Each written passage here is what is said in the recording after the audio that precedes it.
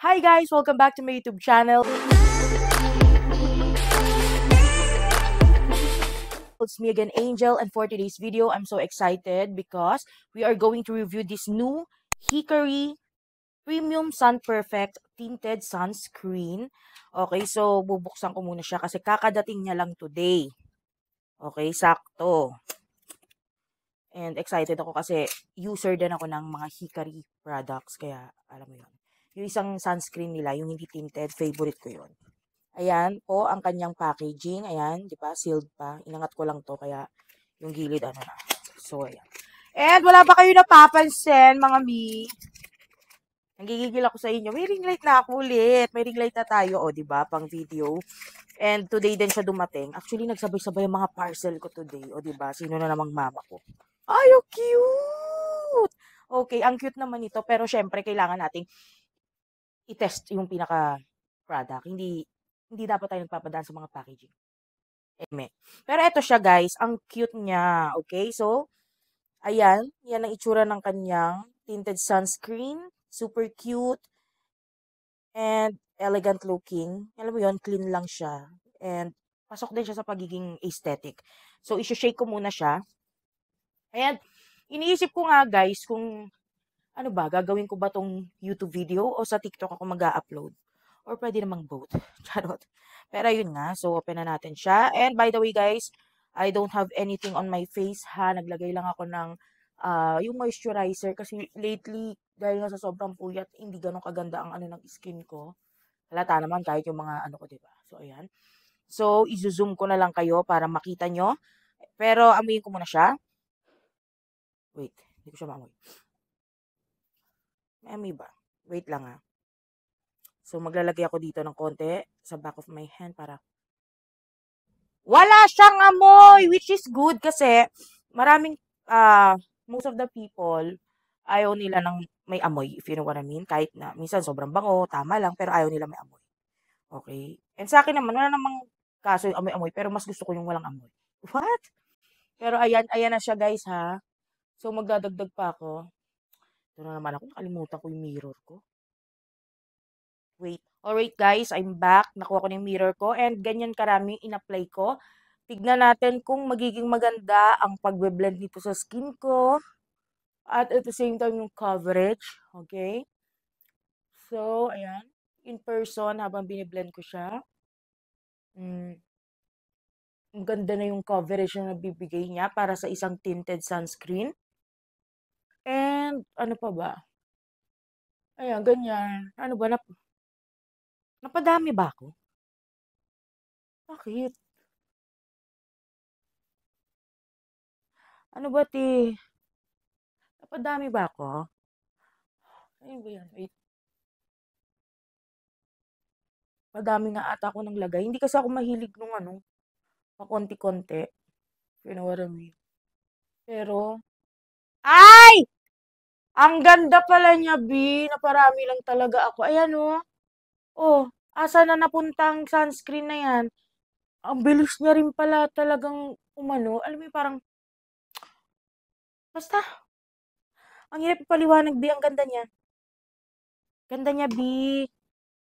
Oh, ipagko-compare natin yung side na meron sa wala, para makita nyo yung difference na nagagawa at nabibigay nyo sa skin kapag suot nyo na itong tinted sunscreen na 'to. Pero I must say napadami nga lang ako nung una, pero kahit napadami ako guys, kahit ginanong-ganon ko, hindi naman ako inabot ng matagal na pagbe-blend, which is good. Oh, ayan ang meron. Kita nyo ayan ang meron. Ito ang wala. Dito side na 'to, pangit. Ito mas maganda yung skin dito. Nakikita nyo? Okay. Right now, love ko na 'tong anong 'to, parang nagugustuhan ko na siya. Kahit 'di pa tayo tapos mag-review, pero hindi pa tayo tapos diyan, te. Tignan natin ang second layer.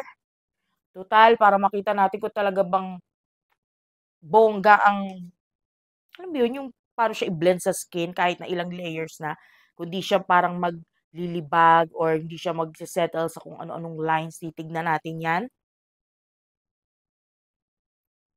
Okay?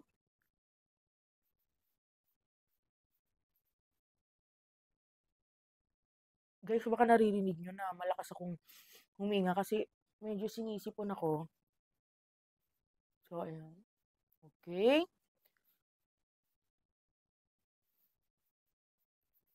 Okay. Ganyan ah. Walang kat-kat yan ah. Hmm. Walang, wala siyang, alam mo yung feeling na walang nagbitak-bitak sa mukha mo, walang naglibag. At yung pagkaka-blend, oh, ang ganda pa rin, girl. Oh, anong pa mga mi? Anong inaantay mga mi? Ha? Bumili na. Anong inaantay? Ang ganda, oh. Ito yung meron, ito yung wala. B, sinong mama ko, B? Very nice na results ang nabibigay niya. Meaning, wala. Ang fresh. Ganon. Ito fresh, ito, eh. Ito fresh, ito, eh. Obvious naman, di ba? Tignan nyo naman, as a tinted sunscreen, ang ganda niya. Oh, hindi pa ako nakukontento. I-third layer natin, sis. Tignan natin, baka maglibag na siya dito sa third layer. Okay?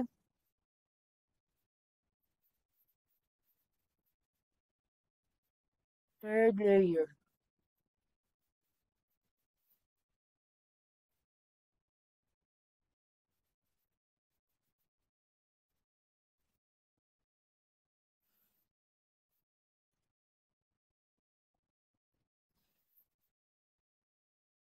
B, walang naglilibag, B. At mas lalo siyang gumaganda, B. Ito yung meron. Oh, di ba ang ganda? Flawless. Ito, wale. Tuyot.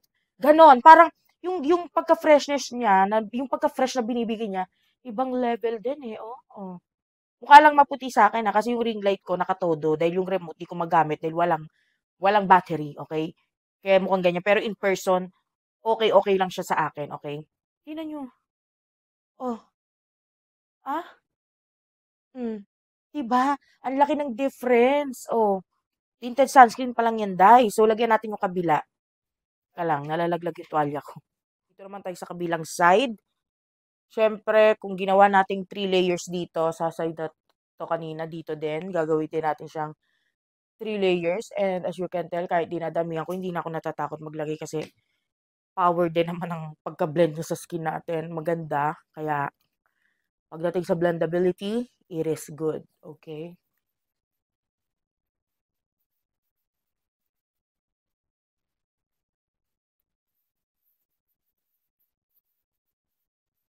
Okay.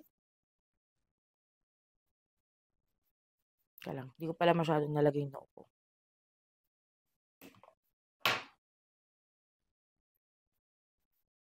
Yan. So, second layer na tayo mga mi. Paano ba talaga? Pag ganun, pag ganyan. Ang hirap din eh, no? Mag-ano tayo sa ano? Video ko sa... Ano ba? O yan.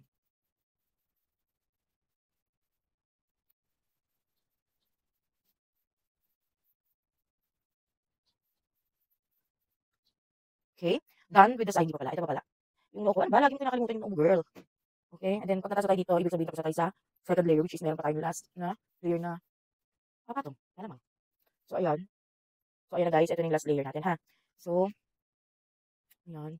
Tingnan nyo guys, oh, mukha lang siyang intimidating pag ganyan, pag napaparami. Pero, alam nyo guys, madali siyang na-absorb at madali din siyang nabiblend sa skin. Mukha lang siyang nakakatakot pag ganyan. Yan, pala ko na nga dito konti. Ang ganda, B. Oh, nakikipaglokohan ako, malamang hindi. Ang ganda ng sunscreen. Oh, ang ganda ng tinted sunscreen nila. Hindi na ako yung totally mukhang tuyot na tuyot. O, di ba? Although, hindi niya natakpan yung redness ko dito around my nose. Nakikita ko kasi in person. And, ano pa ba? Siyempre, yung dark kong ano, dahil na tinted sunscreen nga yan, di ba? And, hindi talaga natin dapat asahan yun, di ba? So, linisin ko lang tong kilay ko kasi laging namumuti ito kapag nagsa-sunscreen ako and microbladed kasi siya. Okay guys, so may naisip akong gawin. Dahil nga napos na tayo mag-tinted sunscreen, and nakita nyo naman yung difference kanina. Ito yung mukha ko kanina. Nung nag-umpisa tayo, i-compare nyo naman sa ngayon. Okay, don't expect too much coverage kasi nga tinted sunscreen ito. And ang gusto ko namang malaman ngayon, kasi naisip ko nga lang, gusto ko malaman kung maganda ba siya patungan ng makeup. for example, magfa-foundation ako ngayon. Gusto kong malaman kung kung mapapapangit niya ba yung foundation na ilalagay ko, kakapit ba siya, ano bang mangyayari sa kanya, let's see. So, for today, gagamitin ko tong ABCD na foundation. Titignan natin kung magiging maganda ang paglapat at pagka-apply at yung finish niya sa skin. Titignan natin ha, kapag nakapag-tinted sunscreen na tayo using the Hickory tinted sunscreen. So, ayan, yung face ko. Dito muna ulit tayo mag-umpisa. Okay?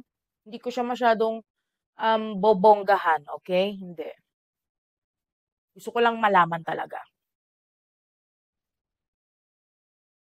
kung mapapapangit nito yung yung mga makeup products na gusto natin ilagay sa face lock natin. Okay? Okay. So, ayan na siya, guys. Hindi ko pa to nabe-blend. Okay, kinakalat ko pa lang. Baka mataranta naman kayo dyan. Okay? So, next, ibe-blend ko na to. Dito tayo magkakaalaman na kapag blend ko ba to, is maganda ba siya, magiging maganda o hindi. Basahin ko lang ng konti to. Para medyo, alam mo, I mean, para damp siya. So, ayan, ito, ayan na. Walang ano to. Hindi natin ikakat tong part na yan. So, ayan siya kapag may foundation na. Let's see kung mapapapangit ba yung tinted sunscreen itong pinatong nating foundation. Kung magkakaroon ba siya ng something, you know what I mean? Kasi ko na nanonood kayo dito sa YouTube channel ko na gusto ko itong foundation ng ABCD. So, ayan. Blend. Isip ko lang talaga to, kanina nung habang nag-video. Kasi ang bala ko talaga tinted sunscreen na lang, pero isip ko, what if, kung itong klase ng babae o tao na, kapag ka, alam mo yun, nag-tinted sunscreen pero gusto mo rin mag-makeup, o gusto mo patungan ng makeup, diba? So, ayun. Kailangan ko siyang malaman. Okay? Wait. Okay, ayan. So, ayan, sa nakikita ko ngayon, dito sa mirror ko and in person, ayan, wala namang siyang naging problema. Ayan, kita nyo naman eh. O, ayan na, okay. Wala siyang naging problema.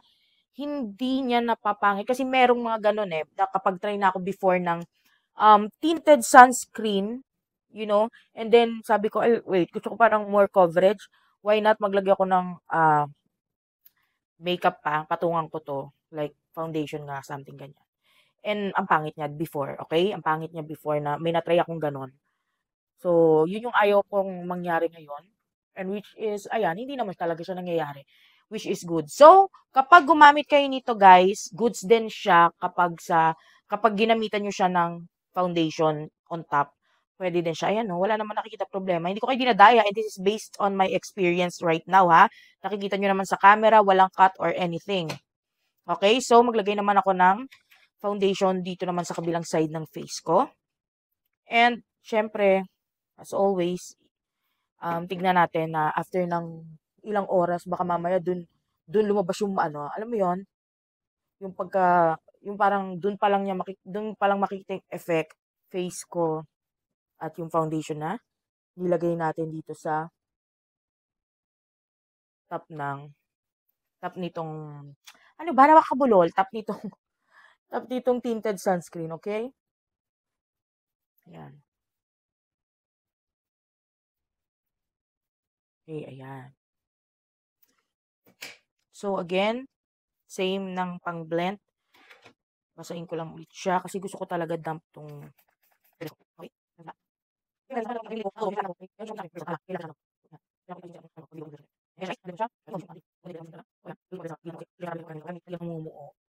mo yun. So, ayan guys, na-blend ko na. And update, maganda yung pagkakalapat ng foundation sa skin ko kahit na gumamit na ako ng Hickory na sunscreen, tinted sunscreen, maganda pa rin. Hindi niya naapektuhan yung performance ng foundation ko. Okay? And again, ginamit kong foundation is from ABCD. So, goods yun. For me, goods na goods yun kasi hindi niya nga naapektuhan guys, okay? Sino ba namang may ayaw ng ganon? Diba? Kaya, whether gusto mong suotin ang tinted sunscreen ng Hickory ng yun lang, goods din. Kung gusto mo ng more coverage at gusto mong maglagay ng foundation, go. Dahil ayan nga, oh, eto na, patunay na, B. Hindi siya naapektuhan. O, kaya kailangan na lang natin i-test kung baka mamaya ngayon lang yan. Test natin siya after few hours kung ganun ba rin ba kapakak, eto, ganyan pa rin kaganda, o baka dun lalabas yung epekto niya. So, maglalagay din ako ng konting concealer for my under eyes, and again, ABCD. Okay? Guys, konting favor naman, pwede ba? Pwede nyo bang puntahan yung TikTok profile ko? Alam ko Angel Morrissey TV din yun. Yun, Angel Morrissey TV. And kung pwede din, kung pwede lang, I kindly ask na mag-follow kayo. Ayan, supportahan nyo rin po ako doon sa aking TikTok account.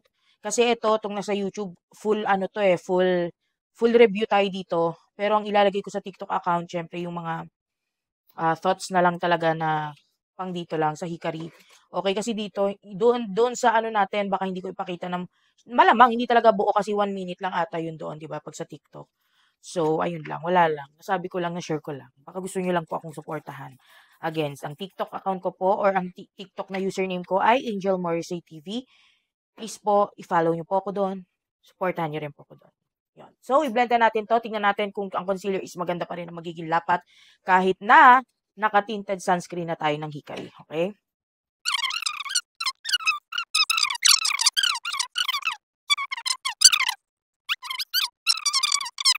I mean, hindi ko nakikita. Ano ba?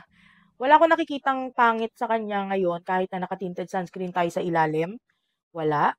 It blends nicely pa rin, which is good kasi nga hindi niya naapektuhan yung mga products na nilalagay ko sa face ko. Hindi naapektuhan ng Hikari. Which is good Hikari kasi syempre, lalo ng mga babae mahilig talaga mag-ayos. Ganda, okay? So, ayan na siya. Okay.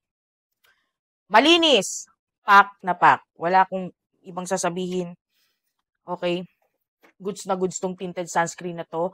Kahit na pinatungan ko siya ng makeup, hindi niya nasisira yung performance ng makeup na nilagay ko on top. And again, this is based on my experience right now, okay?